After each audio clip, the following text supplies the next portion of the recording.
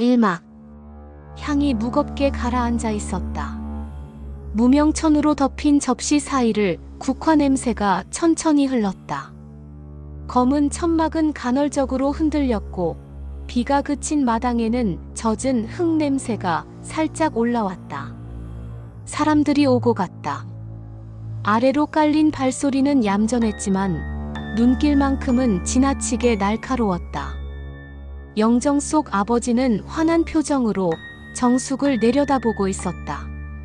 그 눈빛은 언제나 그랬듯 든든했지만 오늘만큼은 액자 속에 갇힌 과거 같았다. 정숙은 절을 했다. 상복의 소매가 바닥을 스치는 감촉이 손끝에 닿았다. 허리를 펴며 숨을 들이키자 향의 쌉쌀한 냄새가 폐 깊숙이 들어왔다.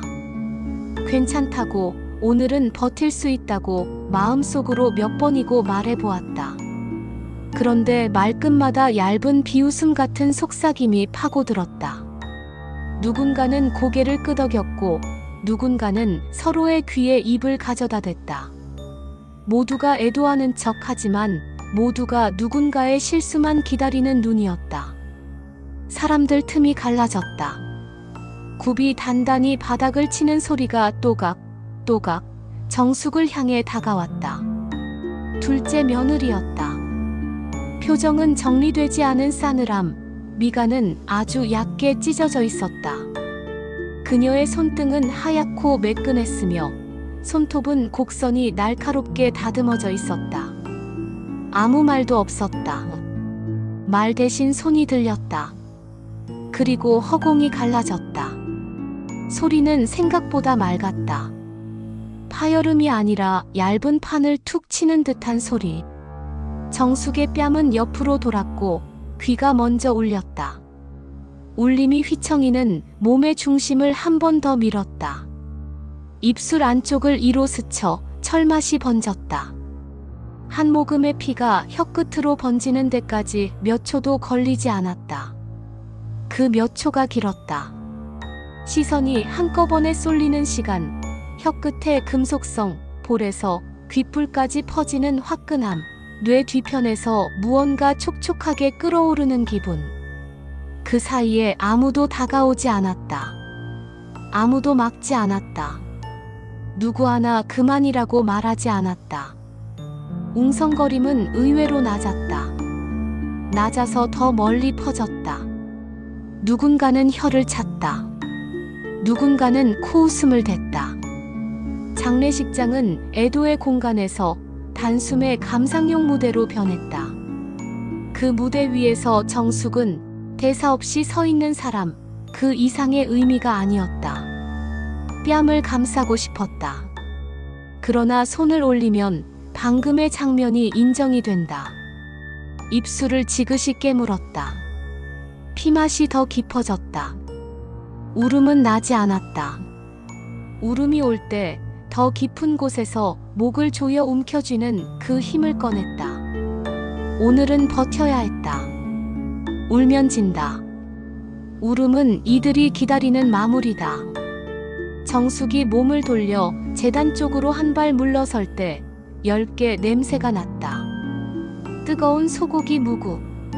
주방에서 막 옮겨온 그릇들이 상 위에 정갈하게 놓여 있었다. 제사상은 흠집 하나 없이 가지런했다. 정숙은 국그릇을 두 손으로 감싸들었다. 김이 올라 얼굴을 스쳤다. 수증기 속엔 후추의 따뜻함이, 국물 표면엔 얇은 기름막이 있었다. 손바닥의 뜨거움은 묵직했고 그 무게만큼 마음이 가라앉았다. 이 정도 열기쯤은 괜찮다고, 한 그릇쯤 버틸 수 있다고. 뒤에서 바람이 밀려왔다. 누군가가 지나가는 척 몸을 비집고 들어왔다. 팔꿈치가 옆구리를 스쳤다. 한치, 그 한치가 모든 것을 기울였다. 그릇의 둔탁한 바닥이 접시 모서리에 살짝 닿으며 미끄러졌다. 균형이 무너졌다. 그리고 바닥. 쨍그랑. 얇은 파편 소리가 여러 겹 겹쳤다. 국물이 바닥을 가로질러 빠르게 번졌다. 붉은 고춧가루의 미세한 점들이 검은 대리석 바닥 위에 별처럼 흩어졌다. 흰 무가 둥둥 떠다녔다가 서서히 미끄러졌다. 젓가락 하나가 구르다 멈췄다. 밥풀 몇 알이 신발 앞코에 붙었다. 누군가 한 발짝 물러났고 다른 누군가는 일부러 크게 발을 굴러 국물 자국을 더 넓혔다. 아이고! 한숨이 낚싯줄처럼 길게 늘어졌다. 혀 차는 소리는 얕게 그러나 반복적으로 귀를 찔렀다. 정숙은 본능처럼 무릎을 꿇었다. 상복의 무릎 부분이 젖었다. 수건을 잡는 손이 떨렸다. 어디부터 닦아야 할지, 어느 방향으로 밀어야 덜 번질지, 머릿속은 분주했는데 몸은 느렸다. 늘 이런 사고는 누가 보다 누가 수습했느냐로 기억된다는 걸 정숙은 오래전부터 알고 있었다.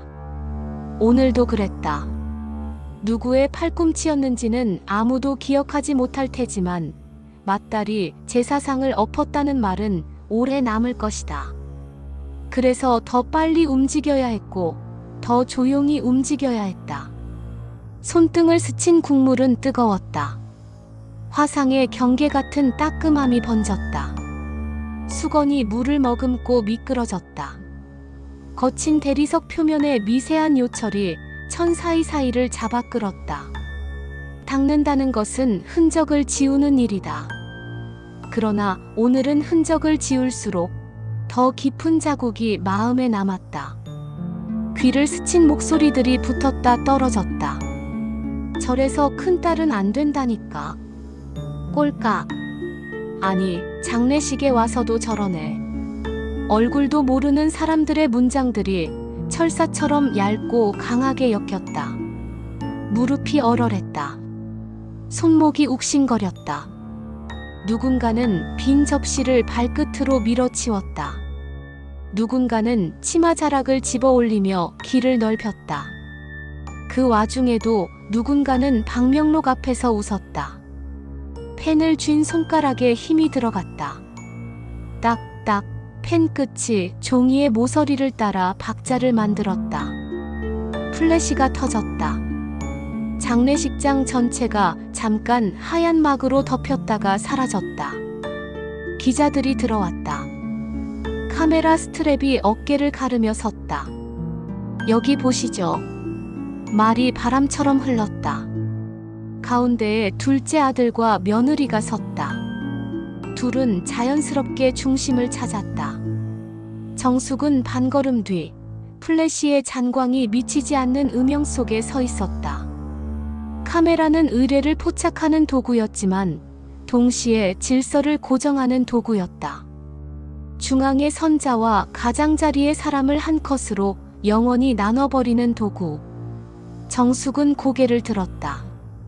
입술에 짠맛이 아직 남아있었다. 사진이 찍히는 소리, 셔터의 연속음은 타자기처럼 규칙적이었다. 그 리듬 위에 누군가의 웃음소리가 얹혔다. 잠시 후 휴게실에서 누군가 휴대폰을 들여다보며 말했다. 기사 제목이 올라왔다. 창업주의 장남 부부, 조문객 맞아. 사진엔 둘만 있었다. 정숙은 화면을 보지 않았다. 보지 않아도 무슨 사진인지 충분히 알 수 있었다.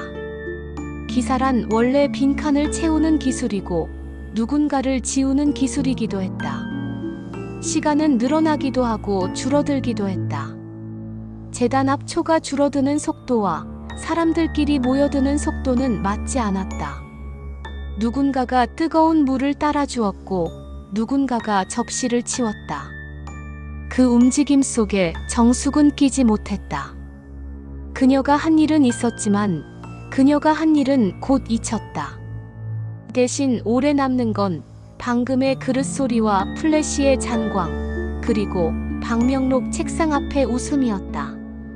방명록. 흰 종이가 반듯하게 놓여 있었다. 상단에는 날짜가 적혀 있었다. 서체는 멀끔했다. 그 아래로 일렬로 늘어선 이름들. 단단한 획, 다시 단단한 획. 그 종이 앞에 앞에 둘째 며느리가 앉아 있었다. 펜을 들고 넘겨받고 받아 적고 웃으며 고개를 끄덕였다. 정숙은 그 장면을 멀찍이에서 보았다. 발밑의 바닥은 닦여서 반짝거렸다. 반짝거리는 바닥 위에 자신의 그림자가 납작하게 붙어 있었다.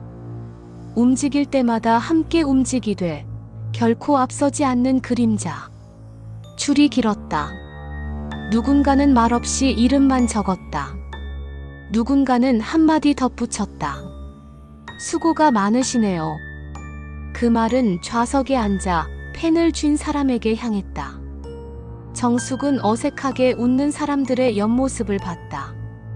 눈썹을 고쳐 그리고 온 듯한 선들, 립스틱의 단단한 색, 검은 넥타이의 매듭들. 이름을 적는 손등은 대부분 고요했고 어떤 손등은 의도적으로 천천히 움직였다. 오래 머물수록 권리가 생긴다고 믿는 얼굴들. 정숙이 가까이 다가갔다. 손가락으로 테이블 모서리를 가볍게 짚었다. 모서리는 차가웠다. 그 차가움이 기분 나쁘진 않았다. 어디에도 닿지 못하는 것보다는 적어도 사물의 경계에 닿아 있다는 감각이 필요했다. 그러나 그 감각도 잠깐이었다. 등 뒤에서 누군가의 목소리가 들렸다. 정숙은 비켜섰다. 자리를 내주는 버릇은 마지가 가장 빨리 배운 일이었다. 내주는 사이 자리는 주인의 얼굴을 갈아치웠다. 방금 전까지 본 장면이 또다시 새 것처럼 보였다. 끝없이 반복되는 장면. 반복되면 진실이 되는 장면. 점심과 저녁 사이 장례식장 옆 마당의 나무들은 거의 움직이지 않았다. 바람이 약했다. 대신 실내에서는 눈치의 바람이 쉬지 않고 불었다. 정숙이 컵을 치우려고 손을 뻗었을 때 다른 손이 먼저 컵을 들어 올렸다. 정숙이 수건을 들었을 때 다른 사람이 수건을 가져갔다. 그들이 가져간 건 컵과 수건만이 아니었다. 맏딸의 자리, 상주석 뒤에 발 딛는 곳, 제단과 방명록을 잇는 좁은 길. 모든 길의 중앙이 비어있지 않았다. 정숙에게 남은 길은 늘 가장자리였다. 가장자리에서 가장자리로, 그 다음 가장자리로. 해가 기울면서 조명은 더욱 차가워졌다. 하얀 조명의 냉기가 피부 안쪽까지 스며드는 기분. 참기 어려운 것은 찬 공기가 아니라 찬 시선이었다. 정숙은 물잔을 쟁반에 모아 옮겼다. 유리끼리 닿을 때 나는 작은 소리들이 은근히 신경을 긁었다. 10여 개의 잔을 한 번에 옮기는 건 어렵지 않았다. 어렵지 않은 일을 하는 사람이 그 일을 당연하게 하는 법이다. 당연한 일을 하는 사람은 이름을 얻지 못한다. 이름 대신 수고하셨어요 라는 말이 따라온다. 그리고 그 말은 다음 장면으로 넘어가는 신호일 뿐 어떤 기록도 남기지 않는다. 저녁이 끝나갈 무렵 친척들 몇 명이 라운지에 모였다. 라운지에는 커피 자판기가 있고 작은 쿠키 접시가 있다. 사람들은 컵을 한 손에 들고 다른 손으로 스마트폰을 잡았다. 얼굴을 약간 숙이고 스크롤을 올렸다 내렸다. 누군가가 사진을 보여줬다. 장례식장의 오늘. 중앙에는 둘째 부부. 그리고 가장자리, 정숙의 작은 실루엣. 누군가는 사진을 확대했다. 확대하면 가장자리는 픽셀이 먼저 무너진다. 가장자리는 늘 먼저 무너진다. 그게 가장자리의 운명이다. 정숙은 그 사진을 보지 않았다. 대신 제단 앞에 촛불을 보았다. 촛불은 흐트러짐이 없었다. 심지가 검게 익어가면서도 불꽃은 황금빛 가장자리를 유지했다. 기름은 일정한 속도로 줄었다. 촛농이 흘러내려 작은 연못을 만들었다가 곧 굳어 흰 산맥처럼 굴곡을 만들었다. 그 굴곡은 아름다웠다. 오늘 하루 본 것 중 가장 아름다웠다. 누군가는 촌농을 더럽다고 생각하겠지만 정숙에게 촌농은 형태와 시간과 인내가 만든 증거였다. 이런 증거들이 오늘 하루 동안 그녀에게로 오지 않았다. 그녀가 만든 일은 많았지만 그녀에게 돌아오는 건 없었다. 칭찬도 기록도 이름도. 밤이 깊자 의전팀이 조심스럽게 다가와 마지막 절차를 알렸다. 사람들은 하나둘 떠났다. 플래시도 꺼졌다. 속삭임도 엷어졌다. 텅 빈 의자들이 줄지어 서 있었고 흰 국화꽃은 여전히 향을 뿜었다. 그때서야 정숙은 다시 제단 앞으로 나아갔다. 무릎을 꿇었다. 차갑게 식은 바닥이 무릎을 받쳤다. 눈을 감았다. 아버지의 목소리가 아주 어릴 적처럼 들렸다. 마지야, 내가 있어 든든하다. 그 말이 오늘처럼 허무했던 적은 없었다. 허무가 지나가면 공허가 오고 공허 다음에 분노가 온다. 분노는 언제나 말이 되기 전에 온다. 말이 되기 전에 분노는 온몸을 따끔거리게 만든다. 정숙은 그 따끔거림을 느꼈다. 피가 아직 마르지 않은 입술을 혀끝으로 살짝 적셨다. 철맛은 사라지지 않았다. 사라지지 않는 맛이 있는 법이다. 치욕도 그런 맛이었다. 기억하자. 마음속으로 똑바로 발음했다. 지금의 무게, 지금의 냄새, 지금의 소리. 뺨을 때렸던 소리. 깨진 그릇의 소리. 플래시의 잔광. 방명록의 펜촉이 종이를 긋던 소리. 한 글자도 흐리게 하지 말자. 흐릿해지는 순간 누군가는 그 틈을 비집고 들어와 다른 이야기를 써넣는다. 오늘 본 것들을 그대로 가지고 다음 장으로 가야 한다. 오늘의 장면은 예고편이 아니라 본편의 서막이다.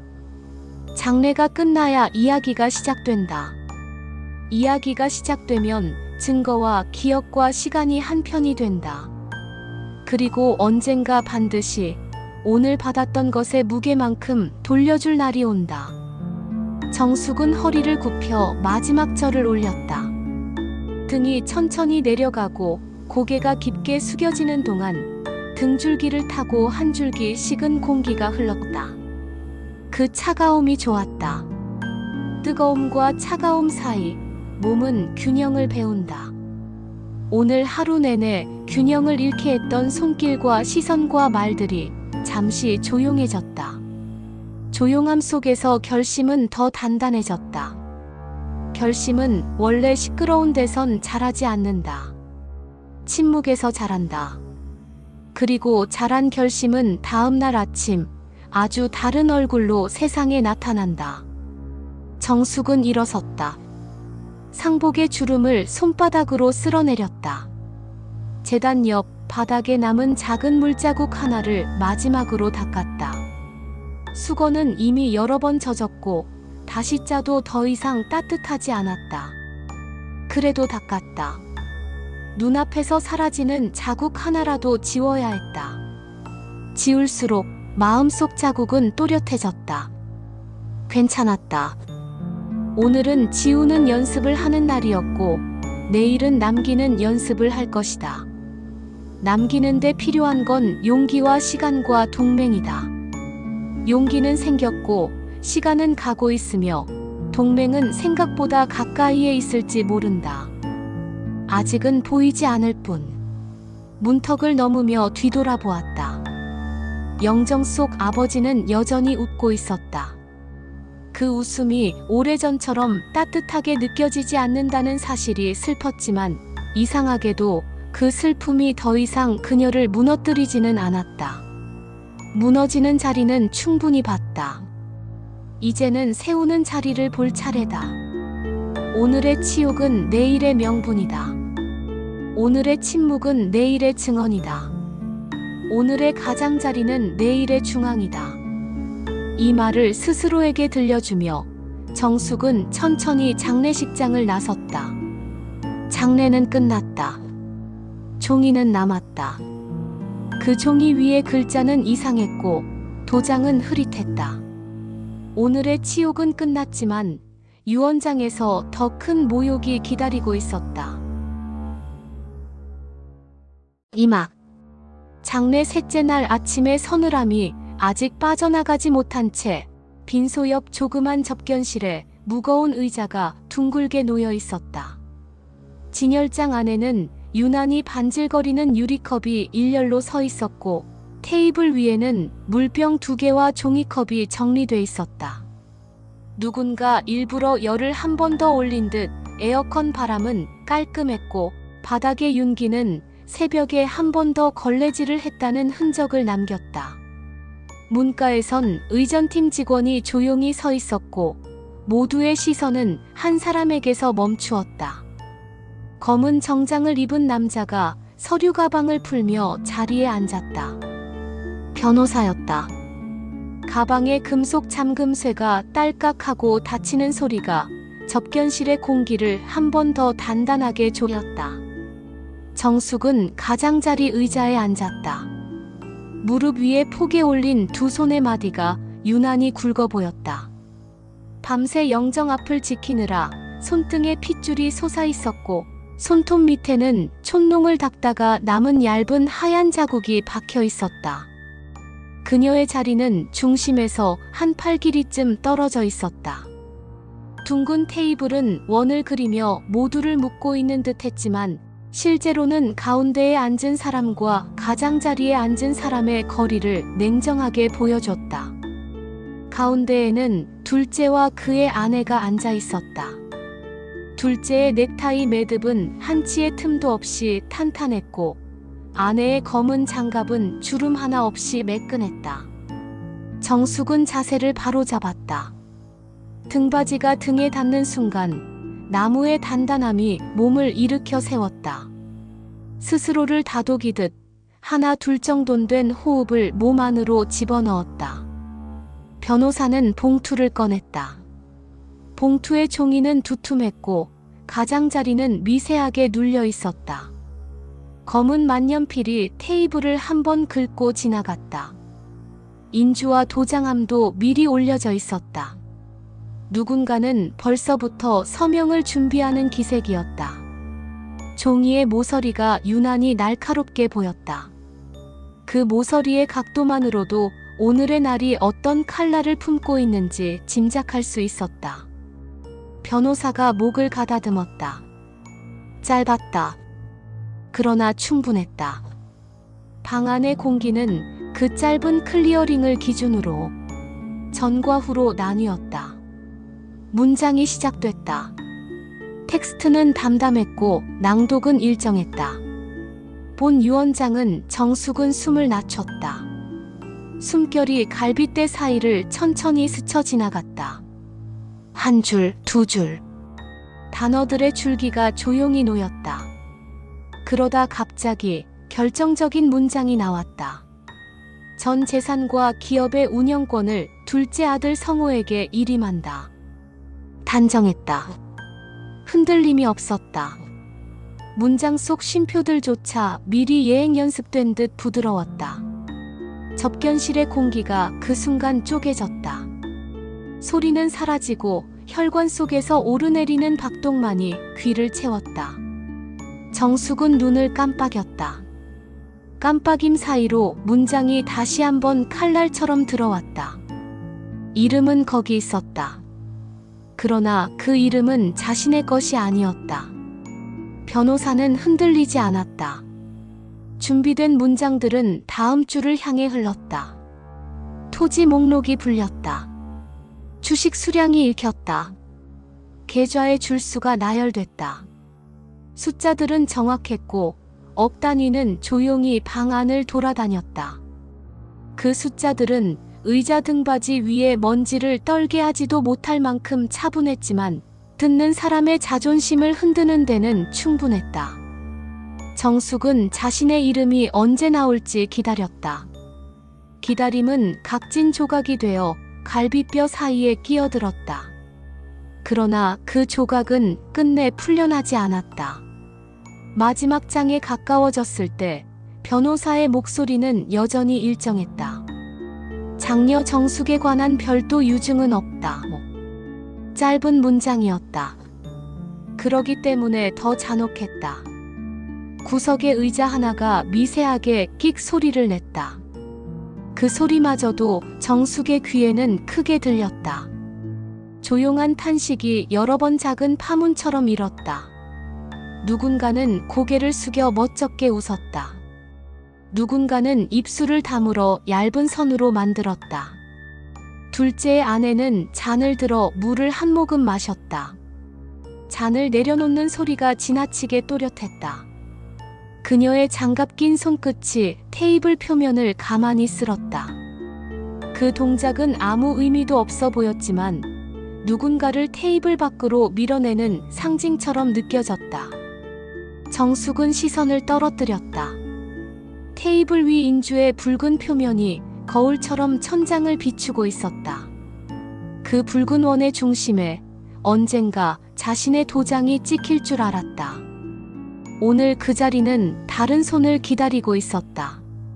절차가 이어졌다. 확인 서명, 수령 확인, 낭독 확인. 서류마다 작게 달라붙은 포스트잇 화살표가 도장을 요구했다. 화살표는 같은 방향을 향해 있었다. 그 방향은 둘째의 손을 향했다.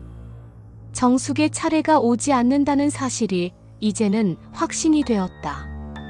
그녀의 펜은 뚜껑이 닫힌 채 책상 끝에서 미동도 하지 않았다.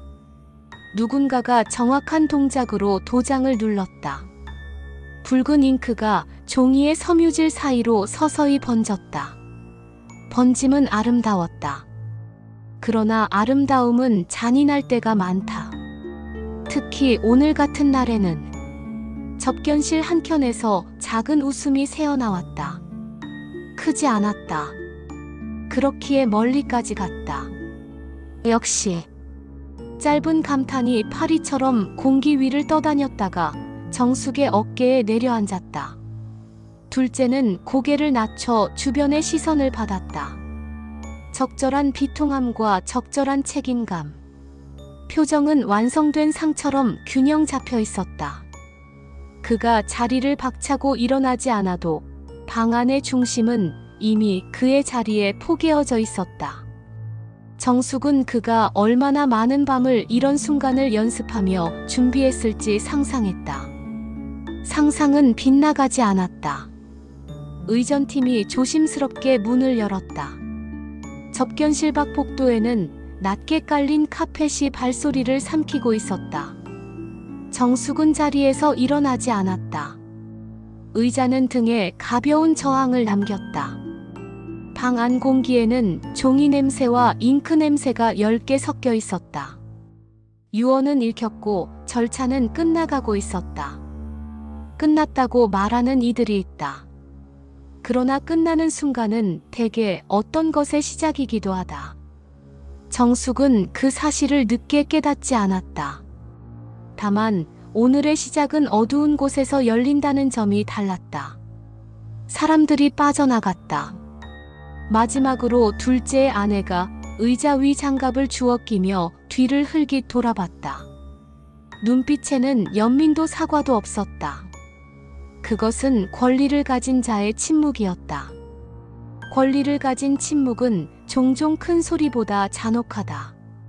문이 닫히는 소리가 다정하게 들린다면 대개 그 문 안에 남겨진 사람 때문이었다. 정숙은 자리에 남았다. 테이블의 결이 손끝에서 미세하게 느껴졌다. 실선 같은 결이 손가락 바닥의 굴곡을 따라 미끄러졌다. 아무도 보지 않는 순간에만 가능한 움직임이었다. 한참 뒤에야 서서히 일어나 접견실을 나왔다. 복도 끝 창에는 오후빛이 얇게 들어와 있었다. 로비로 내려가는 엘리베이터는 한 번 지나가 버렸다. 기다릴 수 있었다. 오늘은 많은 것을 기다렸고 기다림은 그녀를 잘 다루는 법을 배웠다. 엘리베이터 안의 거울은 상복 차림의 사람을 하나 더 만들었다. 그 거울 속 사람은 고개를 들고 있었지만 어딘가 깊은 곳은 흔들리고 있었다. 흔들림은 숨길 수 있다. 그러나 지워지지는 않는다. 차가운 바람이 주차장 입구에서 불어왔다. 시멘트 벽이 내뿜는 습기 냄새가 천천히 폐로 들어갔다. 정숙은 핸들을 잡는 대신 뒷좌석에서 작은 종이 상자를 꺼냈다. 아버지의 성경과 오래된 수첩 한 권, 낡은 안경. 유언장에서 그녀에게 돌아온 것이라고 이름 붙여진 유품이었다. 이름 붙여진 것과 돌아온 것 사이에는 오늘만큼 간극이 벌어질 수 있었다. 성경의 모서리는 닳아 있었다. 엄지로 여러 번 넘겼을 흔적이 한쪽에 치우쳐 있었다. 마지막으로 넘긴 페이지가 어디였는지 성격 있게 접혀 있었다. 거기엔 밑줄이 그어져 있었다. 공평함과 분별에 관한 짧은 문장. 밑줄은 연필로 그었다. 연필심의 흔적은 가볍지만 오래간다. 집으로 돌아오는 길, 교차로 신호가 바뀔 때마다 와이퍼가 창문을 천천히 훑었다. 유리 위 남은 물방울들이 붉은 신호등을 작게 쪼개 옮겼다. 쪼개진 빨강이 차 안쪽으로 들어와 좌석의 검은 직물에 노을처럼 흩어졌다. 라디오에서는 누군가 낮은 목소리로 날씨를 읽고 있었다. 귓가에 닿기 전에 말들이 흩어졌다. 오늘 유난히 흩어지는 것들이 많았다. 흩어져 사라지는 것들이. 집 앞 골목에 들어설 때쯤 손끝이 얼어붙어 있었다. 시동을 끄고 손을 무릎에 얹었다. 무릎 위에서 손가락이 가볍게 떨렸다. 떨림이 멈출 때까지 기다렸다. 떨림이 멈추지 않아도 괜찮았다. 떨리는 손으로도 문을 열 수 있으니. 집 문을 여니 따뜻한 공기가 밀려왔다. 누군가 낮에 다녀간 듯 현관 매트가 정리되어 있었다. 실내 슬리퍼의 방향은 바깥을 향해 가지런했다. 누군가의 세심함은 때로 위로였지만 오늘은 벽처럼 느껴졌다. 거실을 한 바퀴 천천히 걸었다. 사진 액자들 속 미소들이 대답하지 않는 표정으로 서 있었다.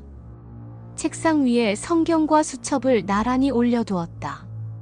수첩에 탄력 있는 종이가 손끝을 튕겼다. 겉표지 안쪽에 연필로 쓴 작은 글자가 눈에 들어왔다. 짧은 날짜와 장소, 그리고 한 줄.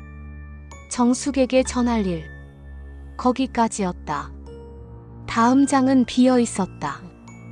비어 있음은 가능성의 다른 말이기도 했고, 오늘만큼은 모욕의 다른 말이기도 했다. 밤이 되자 모든 소리가 얇아졌다. 냉장고의 저음, 보일러의 미세한 진동, 복도 끝에서 가끔 울리는 배관의 똑 소리. 그 소리들 사이로 하루의 장면들이 다시 걸어 나왔다. 봉투의 질감, 도장 번짐, 장갑 낀 손끝, 인주의 붉은 원, 그리고 자신에게 배정된 공백. 공백은 크기가 아니라 깊이로 사람을 삼킨다. 오늘의 공백은 깊었다. 그러나 깊은 것들이 반드시 영원하진 않다.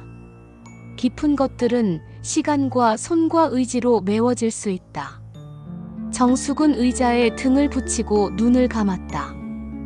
떠오르는 장면들을 하나씩 붙잡아 마음속 상자에 넣었다. 상자에는 라벨을 붙였다. 기억.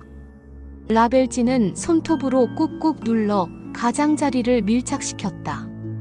쉽게 떨어지지 않도록.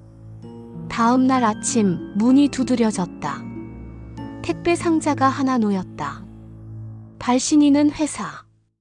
유품 정리, 문서 처리 안내, 새 출입증과 주차 등록 절차 변경 통지.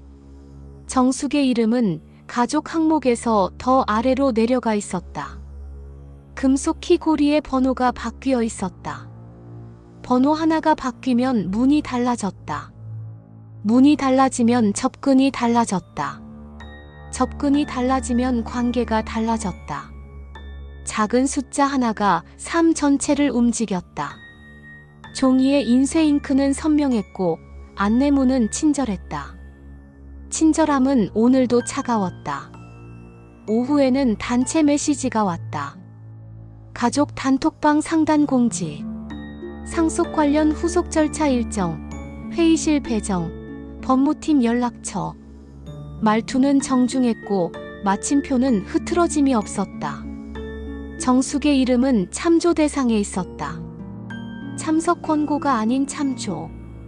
단어 하나의 무게는 때로 돌덩이였다. 핸드폰 화면 밝기를 낮췄다. 밝기가 낮아진 화면에는 이모티콘 하나가 어색하게 빛났다. 하트 모양. 하트는 사랑의 모양이기도 했지만 오늘만큼은 합의의 강요처럼 느껴졌다. 정오 무렵 사무실 빌딩의 회의실에 모였다. 장례식장의 엄숙함이 빠져나간 자리에는 회색 카펫과 유리 파티션이 깔끔하게 채웠다. 투명 유리 안쪽은 늘 그렇게 보였다. 문제는 투명 유리의 바깥에서 안을 보는 눈이었다. 정숙은 입구에서 잠시 멈췄다. 안쪽 테이블 위에는 새로 인쇄된 유언장 사본과 재산 목록표, 이해상충 고지 문서가 가지런했다. 분량이 많았다. 많을수록 구석이 생겼다. 구석은 숨는 데에도 지우는 데에도 유리했다. 회색 펜이 문서의 빈칸에 놓여 있었다. 빈칸은 언제나 누군가의 글씨를 기다린다. 오늘 빈칸이 기다리는 글씨는 그녀의 것이 아니었다. 법무팀 담당자는 업무적이었다. 타임라인은 이미 적힌 대로 흘렀고 오늘은 그 타임라인을 참석자에게 통지하는 자리였다. 통지와 협의는 다르다. 통지는 흐름을 보이고 협의는 흐름을 바꾼다. 오늘은 흐름이 바뀌지 않았다. 이름들이 불렸다. 서명란에 사인들이 채워졌다. 서명의 획은 살아있다. 획의 시작과 끝, 눌렀다 떼는 압력이 잔상을 남긴다. 그 잔상들 사이에 정숙의 획은 없었다. 펜을 잡아보려다 손을 내려놓았다. 내려놓은 손이 테이블 가장자리를 슬쩍 스쳤다. 냉기가 피부를 통해 뼛속까지 들어왔다. 그러나 그 차가움이 오히려 정신을 선명하게 만들었다. 이것은 기록이다. 마음속으로 정확히 적었다. 오늘의 모든 요소와 위치. 누가 어느 자리에 앉았는지, 누가 어떤 종이를 넘겼는지, 어떤 단어를 사용했는지. 기록은 곧 무기였다. 회의가 끝났을 때 복도 끝 자동 판매기의 커피가 갑자기 무척 그리워졌다. 동전 투입구에 동전을 밀어넣고 버튼을 눌렀다. 종이컵 바닥에서 천천히 검은 액체가 올라왔다. 뜨거운 김이 얇게 피어오르고 첫모금은 혀를 짖었다. 뜨거움과 쓴맛. 오늘 하루의 모든 맛이 그 안에 있었다. 회의실 문 앞에서 둘째의 아내가 지나갔다. 향수 냄새가 짧게 스쳤다. 향은 후각을 통해 곧장 기억으로 가는 가장 빠른 통로였다. 장례 첫날의 복도, 방명록 옆에서의 웃음, 국물이 번지던 바닥, 플래시의 잔광. 냄새 하나가 장면 여러 개를 묶어 그녀 앞으로 데려왔다. 커피의 쓴맛이 도망칠 곳을 만들어 주었다. 컵을 꽉 쥐었다. 종이컵의 얇은 벽이 손바닥에서 약간 찌그러졌다. 모양이 바뀌었다. 그러나 컵은 컵이었다. 기능은 그대로였다. 마음이 컵처럼 될 수 있다면 좋겠다고 잠깐 생각했다. 집으로 돌아와 성경과 수첩을 다시 열었다. 연필 밑줄이 있는 구절을 손끝으로 더듬었다. 손끝의 지문이 종이의 섬유 사이를 누비고 다녔다. 아버지의 글씨가 어느 페이지에는 크고 어느 페이지에는 작았다. 피곤한 날엔 획이 흔들렸고 기분이 좋은 날엔 획의 끝이 약간 올라갔다. 글씨는 마음의 풍경을 품는다. 오늘 변호사가 읽던 종이의 활자와 여기 흩어져 있는 손글씨 사이의 차이가 갑자기 크게 다가왔다. 활자는 복제되고 손글씨는 살아남는다. 활자는 균일하고 손글씨는 사람을 남긴다. 정숙은 책장을 덮었다. 덮고 나면 다시 펼칠 수 있다. 다시는 중요한 단어였다. 닫을 수 있어야 열 수 있다. 오늘 닫힌 것들이 많았지만 언젠가 열릴 것도 많았다. 밤은 조용했고 창문은 모서리에서 이슬을 만들기 시작했다. 창턱에 앉아있는 작은 물방울들이 하나하나 굵어져서 아래로 미끄러졌다. 물방울이 남긴 길은 아주 얇은 실금처럼 유리 위에 남았다가 곧 사라졌다. 사라짐을 보는 일에 익숙해지는 건 슬펐다. 그러나 슬픔은 오늘의 마지막 감정은 아니었다. 마지막으로 남는 것은 언제나 결심이었다. 결심은 소리내지 않는다. 결심은 누가 보라고 내미는 표정도 아니고 누가 알아채주기를 바라는 기침도 아니었다. 결심은 그저 제 시간에 깨어난다. 모두가 잠든 시간, 자신에게 제일 가까운 자리로. 정숙은 의자 등받이에 등을 붙이고 숨을 길게 뺐다. 장례식장 접견실, 변호사의 낭독, 서류의 모서리, 붉은 인주, 장갑 낀 손, 바뀐 출입증 번호, 친절한 안내문, 회의실의 투명 유리, 그리고 성경 속 연필 밑줄. 하루에 들어온 모든 요소가 책갈피처럼 마음속에서 튀어나와 자리를 요구했다. 자리를 만들어 주었다. 각자 제 위치에 앉혔다. 뒤섞이지 않도록. 그게 오늘 할 수 있는 최선이었다. 내일은 다른 일을 할 것이다. 내일은 묻기 시작할 것이다. 누구에게 무엇을 어떻게. 오늘은 그 전날이었다. 전날은 중요하다. 전날이 없으면 다음 날은 떠밀려온다. 떠밀려온 내일은 오래가지 않는다. 만들어진 내일만이 버틴다. 침대 곁 탁자에 작은 수첩을 펼쳐놓고 첫 줄을 적었다. 글씨는 조심스럽게 시작했다. 오늘 배제됨. 기록 시작. 마침표는 작았지만 단단했다. 불을 끄기 전 창밖 골목의 가로등이 노랗게 번졌다. 빛이 방바닥을 넓게 훑고 지나갔다. 바닥의 빗자락 위로 발끝을 살짝 올려놓았다. 몸의 무게가 빛을 밟았다. 빛은 밟혀도 아프지 않았다. 대신 마음이 덜 아팠다. 오늘의 끝은 조용했고 조용함은 내일을 불렀다. 내일의 첫 장면은 아직 정해지지 않았다. 그러나 하나만은 확실했다. 더 이상 가장자리에서 서 있지는 않으리라는 것. 오늘의 가장자리는 내일의 중앙을 준비시키는 시간이었다. 그녀는 성경을 덮고 손을 포개었다. 손바닥과 손바닥 사이에 얇은 공기가 갇혔다. 그 공기는 따뜻했다. 따뜻함은 오래 버티게 한다. 유언장은 읽혔다. 절차는 끝났다. 그러나 이야기의 유언은 아직 쓰이지 않았다. 이야기는 장례가 끝날 때 시작한다. 그리고 이야기가 시작되면 기록과 기억과 시간이 한편이 된다. 오늘의 배제는 서문이었다. 본문은 아직 남아있었다. 정숙은 눈을 감았다. 눈꺼풀 안쪽으로 하루의 잔광이 천천히 사라졌다. 사라지고 나면 남는다. 무엇이 남는지 아는 사람만이 다음 페이지를 연다. 그녀는 다음 페이지를 열 준비가 되어 있었다. 산막. 아침의 공기는 얇았다. 창문 아래 난간에 맺힌 물방울이 아직 떨어지지 못한 채 머뭇거렸다. 커튼을 반쯤 젖히자 골목의 가로수가 바람에 미세하게 흔들렸다. 그 잎사귀의 떨림만큼이나 마음이 가벼워졌으면 좋겠다고 정숙은 잠깐 생각했다. 그러나 가벼워지는 법을 배우기 전에 해야 할 일이 있었다. 어제 덮어둔 성경과 수첩이 탁자 위에서 밤새 같은 자세로 그녀를 기다리고 있었다.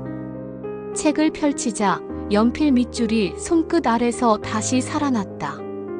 선은 고르지 않았다. 빠르게 그은 날과 천천히 머물다 간 날의 차이가 섬유 사이에 박혀 있었다. 어떤 페이지는 회계 끝이 살짝 올라가 있었고 어떤 페이지는 미세하게 흔들렸다. 사람은 글씨를 통해 그날의 컨디션을 남긴다. 활자는 결국 사라져도 손글씨는 남는다. 정숙은 그 사실을 천천히 마음속에 적었다. 오늘의 첫 문장으로. 수첩 속 표지의 짧은 메모가 눈을 붙잡았다. 날짜와 장소, 그리고 단 3단어. 정숙에게 전할 일. 그 다음 장은 비어 있었다. 비어 있음은 말의 중간에 생기는 쉼표 같은 것이었다. 문장을 멈추게 하지만 끝내지는 않는다. 그녀는 수첩을 탁자 대신 흰 작업천 위에 올려놓았다.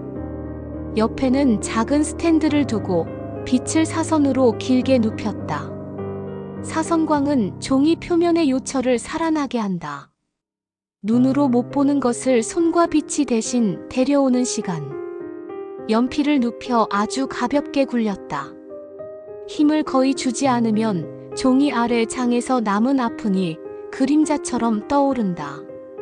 잿빛 가루가 얇게 깔리면서 보이지 않던 선들이 서서히 모습을 드러냈다. 몇 글자, 끊긴 문장, 숫자, 그리고 이름. 의미가 완성되지 않았지만 지시의 방향은 있었다. 제, 목록, 초, 불완전한 조각들이지만 방향은 분명히 과거와 문서, 그리고 시작의 시점을 가리켰다. 정숙은 붓으로 가루를 조심스럽게 털어냈다. 종이는 여전히 얇고 그러나 그 위엔 이제 얕은 지도가 생겼다. 오전 내내 서랍을 비웠다. 스테이플러 심이 몇 알 굴러나왔고 오래된 영수증이 겹겹이 접힌 채 숨어 있었다. 모서리가 둥근 사진이 한 장 나왔다. 여름 정원. 포도덩굴 아래 긴 테이블. 자기보다 조금 더 젊었던 아버지의 웃음. 사진 뒤에는 낡은 만년필로 적힌 날짜와 짧은 문장. 회의의 날. 결정을 내린 날. 사진의 날짜와 수첩의 날짜가 가까웠다. 가까움은 우연일 때보다 인과일 때가 많다. 종이와 잉크가 서로를 확인해 주기 시작했다. 점심 무렵 경비실에 들렀다. 건물 출입부의 오래된 장부에는 방문증 번호와 시간, 성명이 줄줄이 눌려 있었다. 볼펜의 필압이 각자 달랐다. 누군가는 끝을 세게 눌러 점을 남겼고 누군가는 급히 지나가 흘렸었다. 장부는 거짓말이 서툴다. 손에 급하고 느림이 그대로 박혀있기 때문이다. 장부 한 페이지에서 눈이 멈췄다. 유언장 작성이 이루어진 즈음, 낮 시간대에 같은 이름이 반복돼 있었다. 법무팀 담당, 외부 문서사무소 직원, 그리고 낯선 이름 하나. 반복과 낯설문 늘 단서였다. 문서가 오가는 길을 따라가면 손의 방향이 보인다. 복사실에 들러 출력 대장을 확인했다.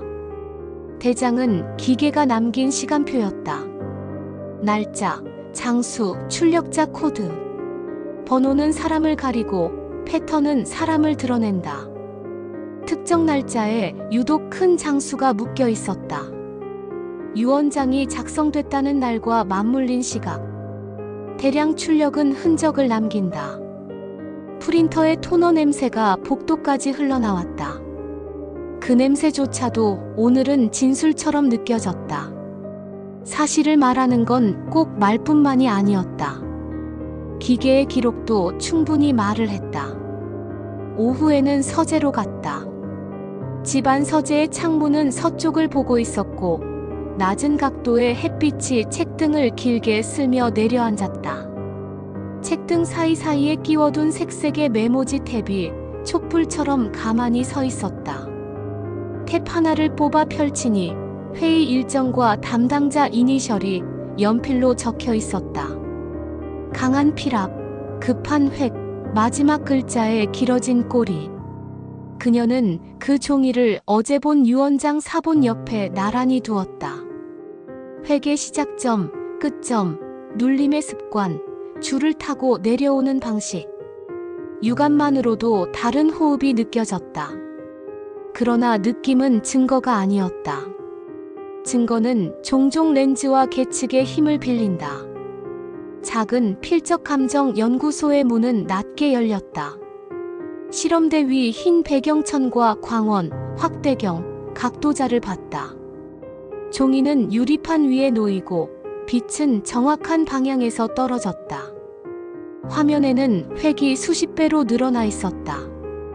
종이 섬유를 가르며 지나간 잉크의 가장자리에서 미세한 톱니가 보였다. 같은 사람이 여러 날에 걸쳐 쓴 메모의 톱니와 유언장 사본의 톱니가 다르게 흔들렸다. 잉크의 농도와 흐름, 붓끝처럼 둥근 시작과 칼날처럼 선명한 끝. 손은 사람을 닮고 시간은 손을 바꾼다. 그러나 사람을 완전히 바꾸지는 못한다.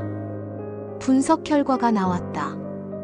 짧은 문장, 길어진 호흡, 정확한 용어. 높은 가능성으로 동일인이 아니다라는 결론 문장이 종이의 하단에 얌전히 앉았다. 종이는 소리를 내지 않지만 문장은 무게를 가졌다.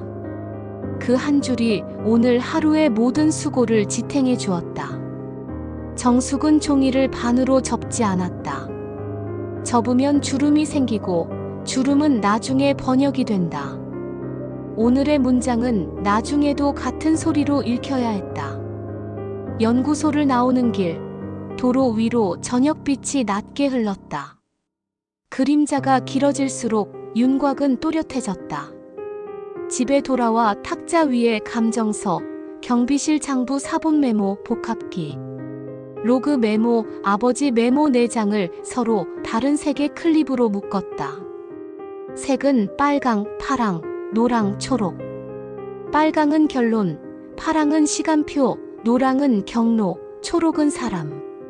색깔 분류는 마음을 차분하게 했다. 체계를 갖춘 분노는 방향을 찾는다. 방향을 찾은 분노는 오래 버틴다. 그녀는 색의 순서를 한 번 더 바꾸었다. 오늘은 사람, 경로, 시간표, 결론. 내일은 순서를 바꿔볼 것이다. 다른 순서에서 다른 문장이 나온다. 그러나 핵심은 변하지 않는다. 핵심은 결론이 사라지지 않는다는 사실이었다. 밤 창밖으로 구급차의 사이렌이 아주 멀리서 지나갔다. 소리가 가까워졌다가 멀어졌다. 존재와 부재의 간격을 소리가 보여주는 방법.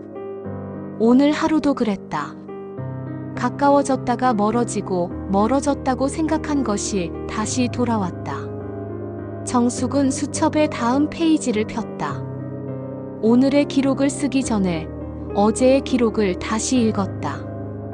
어제의 문장 오늘 배제됨. 기록 시작. 그 아래에 얇은 선을 그었다. 선의 길이는 고르게 늘려갔다. 선은 허튼 소리를 가리지 진실을 가리지 않는다. 그녀는 다음 줄을 적었다.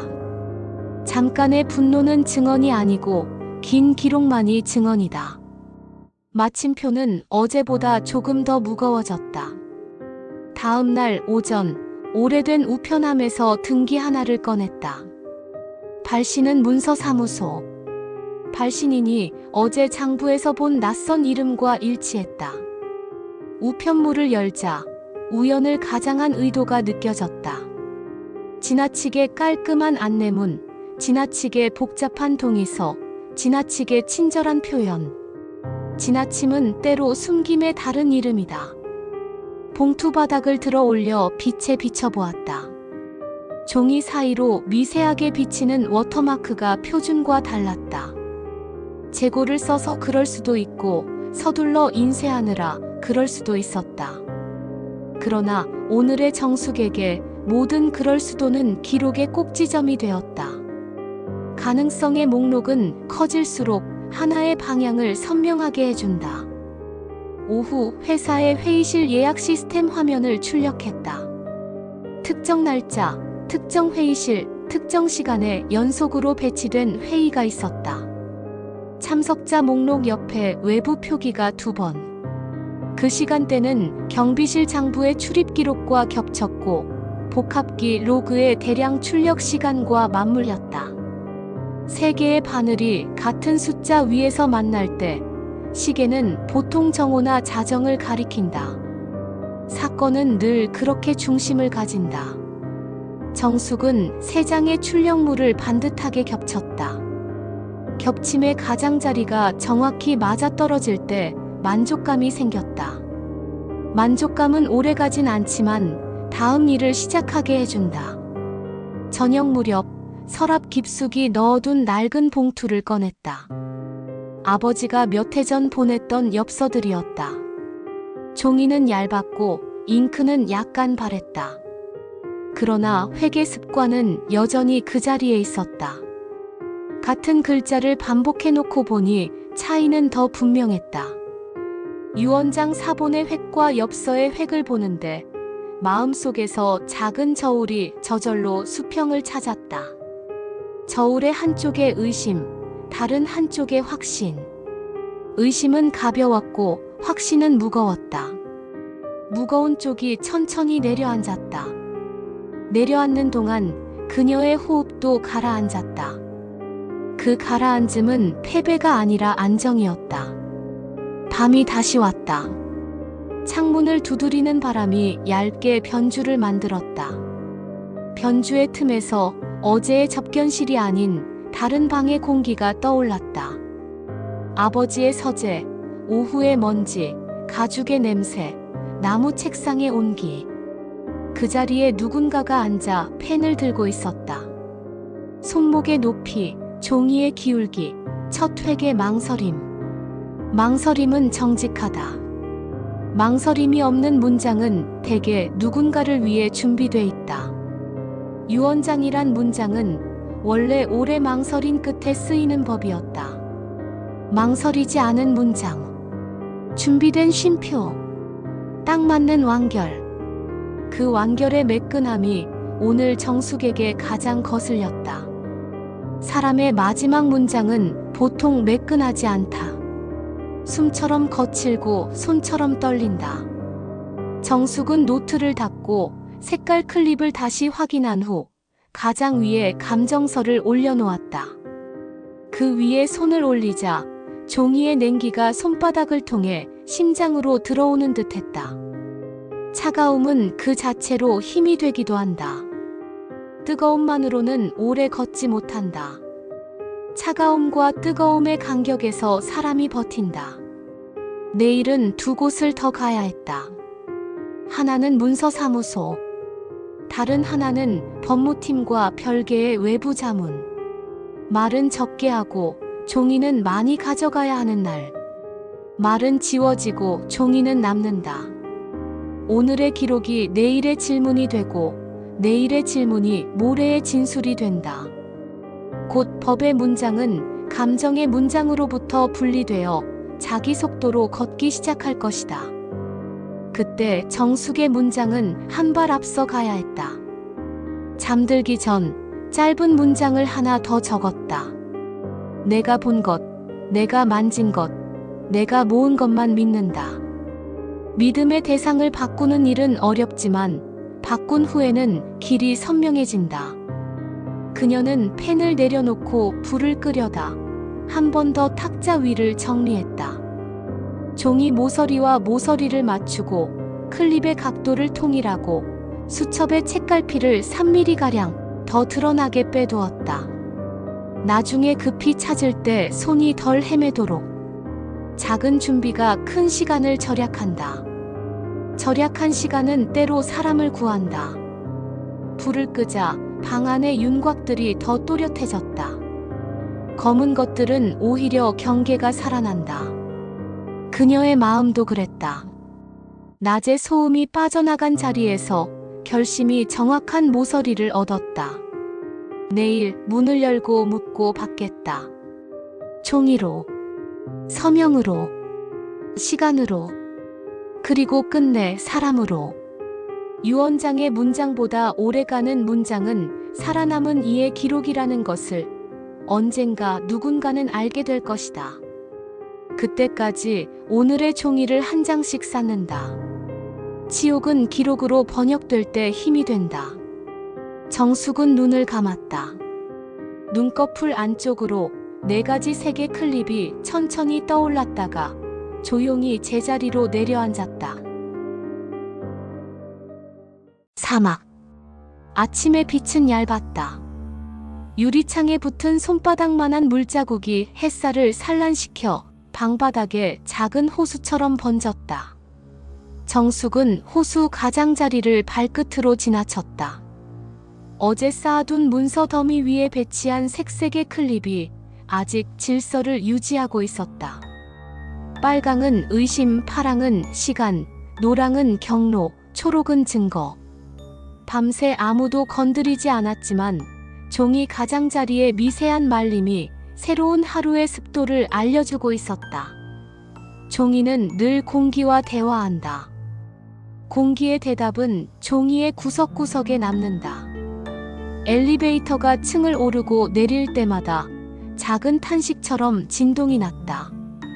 회사 로비에 들어서자 대리석 바닥은 방금 광을 낸 듯 반짝였고 안내 데스크의 인공 화분은 한 입도 흔들리지 않았다.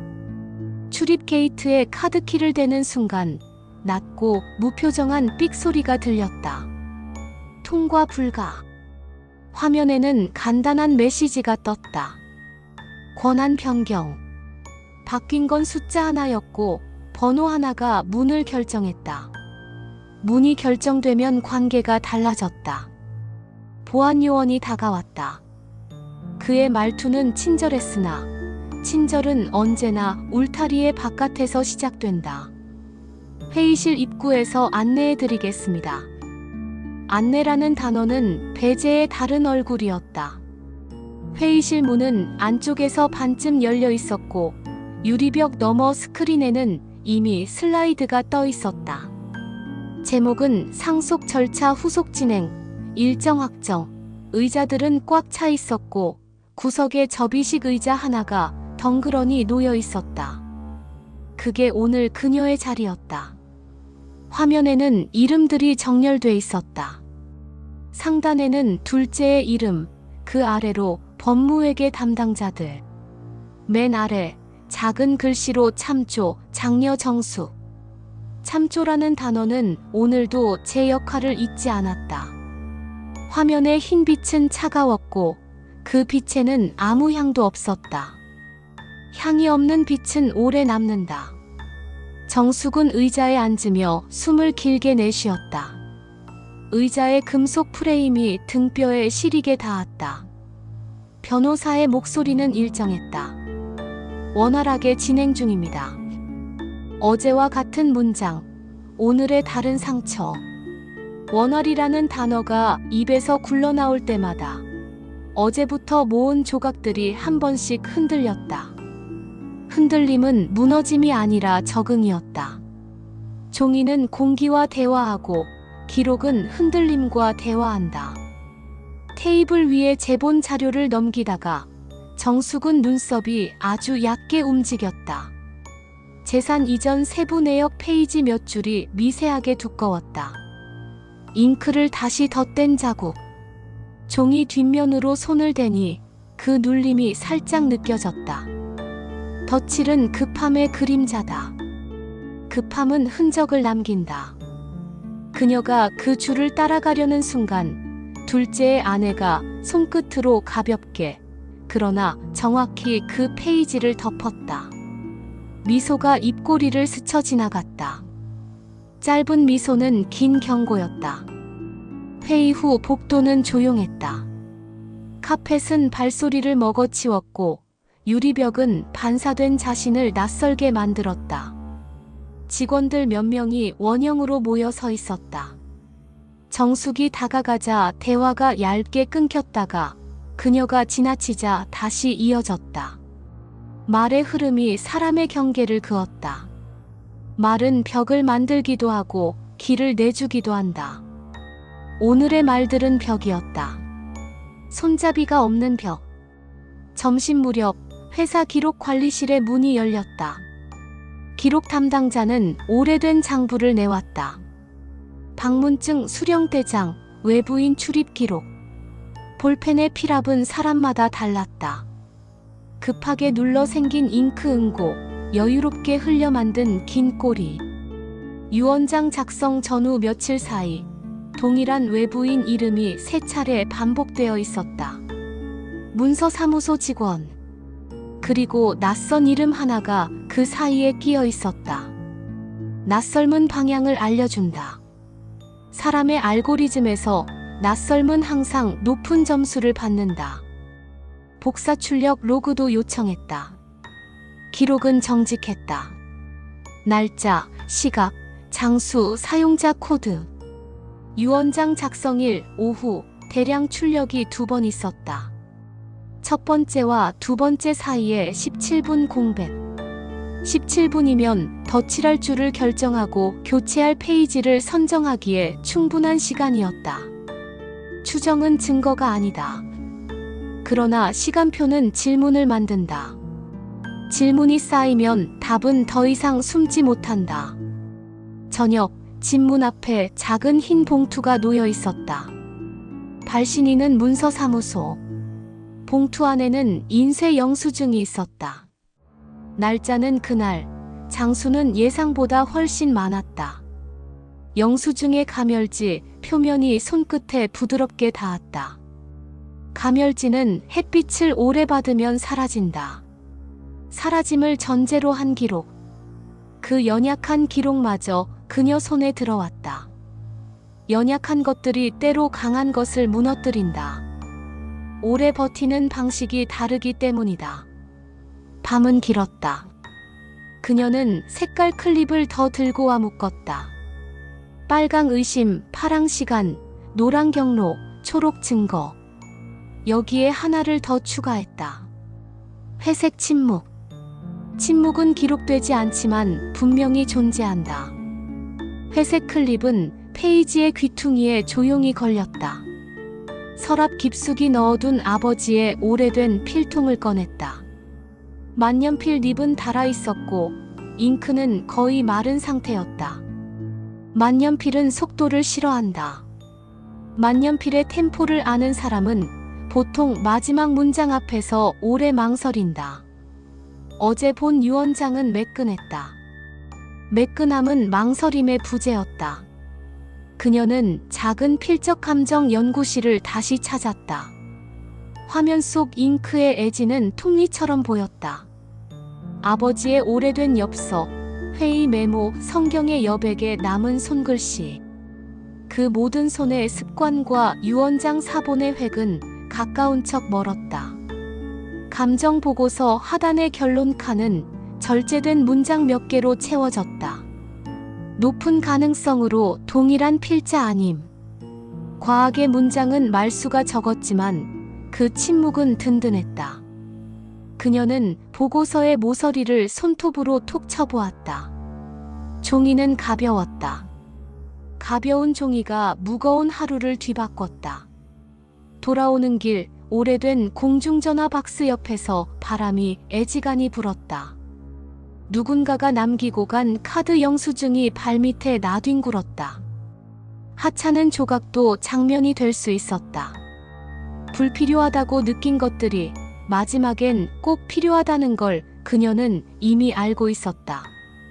기록은 늘 잔여물에서 완성된다. 잔여물이 역사를 만든다. 밤이 더 깊어질 즈음 정숙은 창문을 반쯤 열었다. 건너편 건물 옥상에서 짧은 섬광이 번쩍였다. 카메라 플래시인지 반사인지 판단하기 어려웠다. 커튼을 닫으며 손끝으로 천의 결을 느꼈다. 감시라는 단어는 때로 과장이 된다.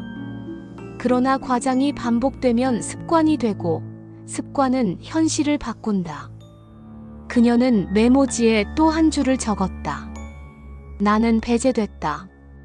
그러나 기록은 나를 배제하지 못한다. 그 문장의 밑줄은 어젯밤보다 더 깊었다. 다음 날 은행 지하금고에 금속문이 낮게 울었다. 상속인 확인 절차를 마치고 그녀는 아버지 명의의 개인 보관함 앞에 섰다. 직원이 장갑 낀 손으로 작은 금속 상자를 꺼냈다. 나무 상자 안에는 얇은 카세트 테이프 하나와 봉투 2장. 봉투 하나에는 주식 의결권 위임 관련이라고 손글씨가 얕게 적혀 있었다. 피랍이 약해진 날의 획이었다. 다른 봉투는 새지 않았다. 카세트에는 날짜만 있었다. 그녀는 손바닥으로 테이프의 플라스틱 면을 조용히 쓸었다. 플라스틱은 차가웠고 차가움은 오래 버틴다. 집에서 오래된 휴대용 카세트 플레이어를 찾아냈다. 건전지를 넣고 테이프를 장착했다. 버튼을 눌렀다. 미세한 모터 소리에 이어 낮고 낡은 숨소리가 나왔다. 그리고 익숙한 목소리. 아버지였다. 그녀가 기억하는 그 톤, 그 호흡 사이의 망설임. 카세트 속 목소리는 회사의 후계 구도와 자신의 판단을 천천히 이야기했다. 그리고 마지막에 짧은 쉼. 정숙, 내가. 문장이 거기서 끊겼다. 또 다른 테이프가 있을까? 아니면 다음 페이지가 어디엔가 숨어 있을까? 끊긴 문장은 오히려 확신을 키웠다. 망설인 문장, 인간의 문장. 어제 유언장의 매끈함과 오늘 카세트의 거침이 서로를 증명했다. 그녀는 다시 문서 사무소를 찾았다. 대기실의 시계 초침이 분을 향해 성실히 걸어갔다. 담당 직원은 바뀌었다며 최근 인사이동을 설명했다. 인사이동은 흔하지만 결정적일 때 자주 나타난다. 새 직원의 눈빛은 지나치게 빈틈이 없었다. 빈틈의 부재는 불안의 과잉이다. 테이블 위 안내문은 지나치게 친절했고 친절은 때로 설득이 아니라 압박이었다. 그녀는 차분하게 질문을 던졌다. 특정 날짜의 문서 처리 경로, 출력 제본 외주 여부, 전자서명 원본 보관 장소. 답변은 매끄러웠고 매끈함은 어제의 유언장을 닮아 있었다. 닮음은 연대다. 저녁 회사 법무팀 외부자문 변호사 사무실에서 그녀는 또 다른 목소리를 들었다. 그 목소리는 신중했고 단어는 건조했다. 건조함은 적어도 물기를 숨기지 않는다. 그는 말했다. 필적 감정, 기록의 정합성, 경로의 일치. 셋이 겹치면 수사는 움직입니다. 문장 끝에 마침표가 적당히 무거웠다. 그녀는 4가지 색과 회색 클립으로 묶인 폴더를 건넸다. 변호사는 폴더의 무게를 손바닥으로 재더니 얇게 고개를 끄덕였다. 얇은 끄덕임은 충분했다. 큰 약속은 흔히 작은 의심을 낳는다. 작은 고개 끄덕임이 더 멀리 간다. 밤, 집으로 돌아오는 길, 골목의 가로등이 노랗게 번졌다. 빛이 만든 사각형 위로 그녀의 발끝이 조용히 올라섰다. 빛은 밟혀도 아프지 않았다. 마음은 조금 덜 아팠다. 창문을 닫고 방 안의 스탠드를 켰다.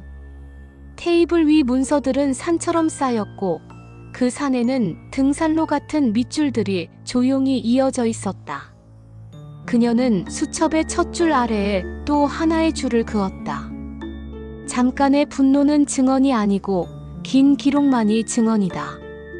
마침표는 어제보다 조금 더 무거웠다. 밤이 다하도록 누군가의 발걸음 같은 소리가 복도에서 2번, 3번 지나갔다. 부딪히는 것이 없었고 멈추는 기척도 없었다. 지나감만 남았다. 지나감은 흔적을 남기지 않는 것처럼 보이지만 사람의 귀에는 남는다. 오늘 하루도 그렇게 지나갔다. 그러나 지나간 것은 사라진 것이 아니었다. 그녀는 알았다. 내일은 다른 종류의 균열이 올 것이다. 균열은 더 깊어지고 고립은 더 선명해질 것이다. 고립이 선명해질수록 증거는 또렷해진다. 무엇을 잃는 만큼 무엇을 얻는다. 무게의 법칙은 잔인하지만 공평했다. 오막. 아침의 공기가 단단해졌다. 창틀의 나사목까지 선명해 보이는 날, 마음은 보통 결정을 내린다. 정숙은 어젯밤 정리해둔 폴더를 다시 펼쳤다. 빨강 의심, 파랑 시간, 노랑 경로, 초록 증거, 회색 침묵. 그리고 오늘 하나를 더 얹었다.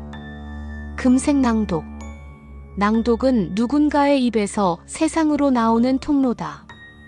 증거는 종이에 있을 때 안전하고 입에 담을 때 힘을 갖는다. 은행 보관함에서 찾은 두 번째 봉투는 새벽에 열렸다. 봉투 안에는 의결권 위임에 대한 보충 의견이라는 제목의 손글씨 메모가 들어있었다. 마지막 줄 흔들리는 획으로 적힌 한 문장. 정숙의 판단을 신뢰함. 오래 고집을 세우던 아버지가 마지막에는 흔들리는 손으로 남긴 문장. 흔들림은 약함이 아니라 살아있음의 증거였다. 그녀는 그 메모를 투명 포켓에 넣었다. 유리창에 비추어 보니 잉크가 종이 섬유 사이로 스며든 흔적이 얇게 드러났다. 스며들면 진실의 방식이다. 표면 대신 속으로 들어간다. 그날 오후 회사 임시 주주총회 소집 공지가 떴다. 장소는 본사 대강당, 시간은 이틀 후 오전. 안건은 경영권 안정화라는 애매한 제목으로 감춰져 있었다. 애매함은 대개 결론을 숨긴다. 숨김은 종종 서두름을 낳고 서두름은 실수를 낳는다. 실수는 문이 된다. 그녀는 문 쪽으로 걸어갈 준비를 했다. 전날 밤 외부자문 변호사와 사립탐정이 각자의 조각을 들고 모였다. 탐정은 트럭 기사가 아니라 제본 외주업체 기사 기록을 가져왔다. 해당 날짜, 해당 시간, 해당 차 GPS 로그와 출입증 스캔 시간. GPS는 늦지 않았다. 출입증 메모는 더 정직했다.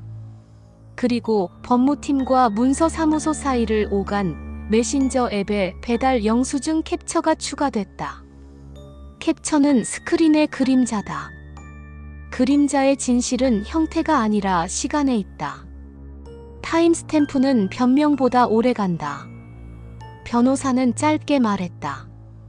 충분합니다. 충분하다는 말은 거의 도달했다는 뜻이고, 거의 도달했다는 뜻은 곧 문이 열린다는 뜻이었다.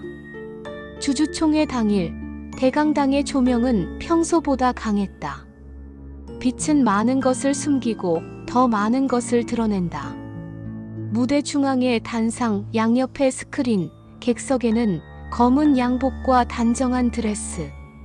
둘째는 중앙 통로를 지나며 적당한 인사를 나눴고 그의 아내는 미소를 가늘게 고정했다. 정숙은 뒤쪽 블록 끝자리에 앉았다.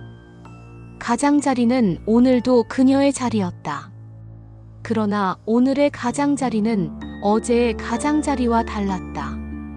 어제는 밀려난 가장자리, 오늘은 준비된 관찰소. 의장은 단정하게 회의를 개시했다. 경영권 안정화 안건의 상정이 선언되고 둘째가 앞으로 나왔다. 문장들은 숙성된 듯 매끄러웠다. 매끄러운 문장은 듣는 사람의 마음을 다독인다. 그러나 오늘의 매끈함은 곧이어 등장할 거친 사실을 위해 준비된 포장지에 불과했다. 발언이 절정에 이를 즈음 정숙은 손을 들지 않았다. 대신 일어섰다. 의장의 시선이 잠시 머물렀다. 정숙은 객석 중간 마이크 앞으로 걸어갔다. 발걸음은 느렸지만 한 번도 멈추지 않았다.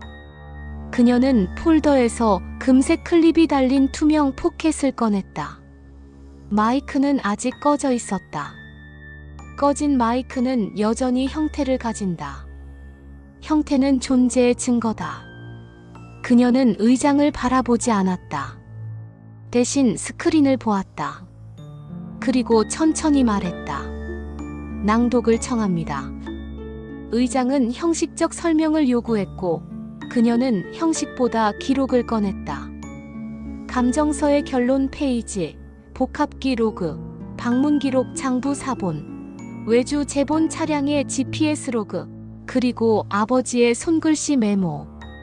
마지막으로 카세트 테이프에서 추출한 오디오의 승인서. 준비된 순서는 이랬다. 손, 시간, 길, 입, 목소리. 손은 필적, 시간은 로그, 길은 경로, 입은 낭독, 목소리는 진술. 5개가 겹치면 단단해진다. 의장은 미세하게 고개를 끄덕였고 마이크가 켜졌다. 첫 번째로 감정서의 결론을 읽었다. 문장은 건조했고 그래서 힘이 있었다. 둘째의 얼굴 근육이 거의 보이지 않게 움직였다. 움직임은 작은 파문을 만들었다. 이어서 복합기 로그의 일정표가 스크린에 떴다. 화면의 숫자들은 정직했다. 14시 3분 대량 출력, 14시 20분 대량 출력, 그 사이 17분. 덧칠과 교체를 상상하기 충분한 간격. 누군가는 상상이라고 말할 것이고 누군가는 간격이라고 말할 것이다. 간격은 곧 여지다. 여지는 법을 움직이는 가장 작은 공간이다. 세 번째, 방문 기록, 장부의 동일 인물 반복 기록. 네 번째, 외주 재본 차량의 GPS 경로. 지도에서 점선이 본사 지하 램프를 따라 정확히 꺾였다. 좌표는 둘러대지 않는다. 좌표는 거짓말을 싫어한다. 5번째, 아버지의 손글씨 메모. 정숙의 판단을 신뢰함. 스크린에 손글씨가 직접 확대되진 않았다. 확대는 오해를 낳을 수 있다. 대신 종이의 질감과 잉크의 스며듦을 비추는 사진이 올라갔다. 사람들은 종이의 표면을 보았고 표면 아래 스며든 잉크를 상상했다. 상상은 증언보다 오래 갈 때가 있다. 마지막으로 오디오. 대강당의 스피커에서 미세한 잡음이 스쳤다. 곧이어 낮고 개인적인 숨소리, 그리고 평생을 기억해온 목소리. 정숙. 한 번 멈추고 다시 이어졌다. 회사의 운영, 사람의 품, 속도보다 방향, 숫자보다 신뢰. 그리고 묵직한 결론. 마지막 판단은 내가. 6글자도 채 안 되는 호흡이 객석을 2번 훑고 지나갔다. 객석의 누군가는 고개를 떨궜고 또 누군가는 등을 곧게 세웠다. 누가 어떤 표정을 짓든 목소리는 이미 과거에서 오늘로 도착했다. 의장은 잠시 침묵했다. 침묵이 길어지면 결론이 가까워진다. 둘째가 발언권을 요청했다. 그의 문장들은 갑자기 힘을 잃었다. 힘을 잃은 문장은 여백을 남긴다. 그 여백으로 의장의 말이 들어왔다. 사안의 중대성을 고려해 즉시 법적 검토에 착수합니다. 변호사 테이블 쪽에서 사람 둘이 자리에서 일어났다. 그 둘은 회사 사람도 그녀의 사람도 아니었다. 기관의 사람이었다. 상자 2개가 바퀴 위로 조용히 굴러 들어왔다. 수색과 압수의 조치는 절차였다. 절차는 개인의 감정과 다른 속도로 움직인다. 그러나 오늘만큼은 그 속도가 감정과 같은 편에 서 있었다. 바뀐 공기의 냄새가 대강당을 가로질렀다. 누군가는 휴대폰을 꺼내 들었고 누군가는 자리에서 일어나지 못했다. 둘째의 아내는 입술을 다물었다. 다물린 입술은 오늘따라 날카로워 보였다. 카메라 플래시가 몇 번 터졌고 오늘의 플래시는 어제 장례식장의 플래시와 달랐다. 어제는 지웠고 오늘은 남겼다. 지우는 빛과 남기는 빛 사이에는 종이 한 장의 차이가 있다. 그 종이를 오늘 그녀가 들고 있었다. 총회가 일단 중지되고 임시 이사회가 소집됐다. 좁은 이사회실의 공기는 서늘했다. 의장은 간결하게 말했다. 문서사무소와 법무 담당 외부자의 연계 정황, 유원장 사본의 신빙성 문제, 의결권 행사 보류. 단어들은 법의 언어였지만 오늘은 그녀의 언어이기도 했다. 보류는 다음 단계의 첫 문장이다. 첫 문장이 나오기까지 가장 힘든 건 바로 침묵을 견디는 일. 그녀는 침묵을 이미 견뎠다. 저녁 뉴스가 빠르게 돌아갔다. 헤드라인은 신중했고 앵커의 톤은 평평했다. 평평한 톤이 때로는 가장 큰 파문을 만든다. 화면 하단에 자막이 흘렀다. 유원장 진위 논란. 회사, 의결권 행사 보류. 그 문장만으로도 어제와 오늘이 갈라졌다. 정숙은 화면을 보지 않았다. 대신 주방에서 물을 따라 마셨다. 물은 무색이지만 목을 타고 내려갈 때마다 다른 맛이 난다. 오늘의 물은 길었다. 길어야 하는 물이었다. 밤 창가에 앉아 수첩을 펼쳤다. 첫 페이지의 문장 오늘 배제됨. 기록 시작. 아래에 긴 밑줄, 그리고 작은 마침표. 그 아래 새로운 줄을 적었다. 오늘 낭독됨. 기록의 문이 열림. 낭독은 누군가의 입에서 시작되지만 끝나는 곳은 듣는 사람의 마음이다. 마음에 닿은 문장은 오래 남는다. 남는 것들이 결국 남긴다. 다음 날 오전 검은 차량 2대가 문서사무소 앞에 멈췄다. 유리문은 열렸고 사람들은 들어갔다. 컴퓨터 본체가 봉인 테이프를 두르고 상자들이 차례로 카트에 실렸다. 절차의 바퀴는 조용하지만 매 순간 명확하다. 기록은 이동했고 거짓은 멈췄다. 멈춤은 시인과 다르지 않다. 움직임의 반대가 아니라 움직임의 전제로서의 멈춤. 그 멈춤 위에 내일이 올라간다. 며칠 뒤 비공개 신문에서 짧은 문장이 나왔다. 업무상 과실. 과실이라는 단어는 종종 비겁함을 감춘다. 그러나 오늘의 과실은 다음 문장을 불렀다. 지시를 받았다. 지시는 주어와 목적어를 요구한다. 주어는 사람이고 목적어는 돈이었다. 그날 저녁 둘째의 변호인은 침묵을 선택했고 침묵은 더 이상 방패가 되지 못했다. 결정은 주주총회가 끝난 지 2주 만에 나왔다. 이사회는 유원장 사본의 효력을 정지하고 법원의 판단이 나올 때까지 모든 권한 행사를 보류했다.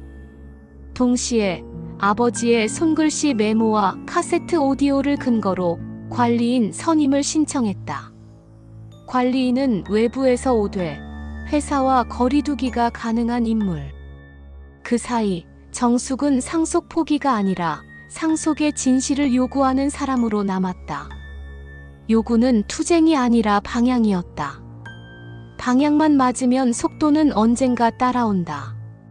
그날 밤 그녀는 오래된 카세트 테이프를 켰다. 아버지의 목소리는 여전히 그 자리에 있었다. 마지막 판단은 내가. 문장은 길지 않았지만 충분했다. 충분하다는 건 여지를 남기는 방식이 아니라 책임을 넘기는 방식이었다. 책임은 무겁지만 무거움은 사람을 똑바로 걷게 만든다. 그녀는 스탠드를 끄고 창문 너머 노란 가로등빛 위로 발끝을 올려놓았다. 빛은 밟혀도 아프지 않았고 마음은 한결 가벼워졌다. 며칠 후 법원의 임시 판단이 내려졌다. 유원장 사본 효력 정지, 관련자에 대한 수사 계속, 회사 경영 의결권 관리인 선임. 법원의 문장은 감정을 담지 않았지만 삶을 바꿨다. 문장 몇 줄이 사람의 자리를 바꿨다. 둘째는 더 이상 중앙에 서지 못했고 정숙은 더 이상 가장자리에 서 있지 않았다. 중앙과 가장자리의 차이는 항상 크지 않다. 다만 보는 각도가 바뀐다. 각도가 바뀌면 그림자가 바뀐다. 그림자가 바뀌면 사진이 바뀐다. 사진이 바뀌면 기사 제목이 바뀐다. 제목이 바뀌면 기억이 바뀐다. 마지막 장면은 장례식장이 아닌 작은 회의실에서 열렸다. 탁자 위에 성경과 수첩, 그리고 카세트 테이프. 정숙은 조용히 절을 했다. 절은 종교가 아니라 태도였다. 태도는 사람을 만든다. 그녀는 속으로 짧게 말했다. 오늘의 치욕은 오늘의 명분이 되었습니다. 오늘의 침묵은 오늘의 증언이 되었습니다. 어제의 가장자리는 오늘의 중앙이 되었습니다. 말이 끝나자 방 안의 공기가 달라졌다. 아무도 듣지 않았지만 충분히 들렸다. 자신에게 낭독한 문장은 가장 먼 데까지 간다. 가장 먼 데는 사실 가장 가까운 데.